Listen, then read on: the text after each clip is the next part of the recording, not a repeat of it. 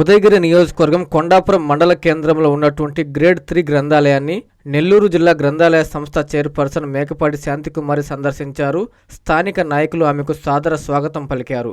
గ్రంథాలయం అపరిశుభ్రంగా ఉండడం, పుస్తకాలు పేపర్స్ సరైన పద్ధతిలో లేకపోవడంతో సిబ్బందిపై ఆమె ఆగ్రహం వ్యక్తం చేశారు.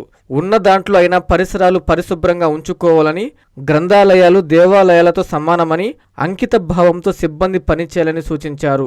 కొండాపురం గ్రంథాలయ అభివృద్ధికి స్థానిక నాయకులందరూ సహకారంతో నా వంతు సహకారం అందిస్తామని తెలియజేశారు. ఈ కార్యక్రమంలో టీడీపీ క్లస్టర్ ఇన్ఛార్జి రమేష్, మండల తెలుగు యువత అధ్యక్షులు అశోక్ తదితరులు పాల్గొన్నారు. ఇది సెంటరా? సచివాలయం కూడా ఉంటుంది ఇక్కడ. ఇప్పుడు ఆ బిల్డింగ్ ఖాళీ ఉందా?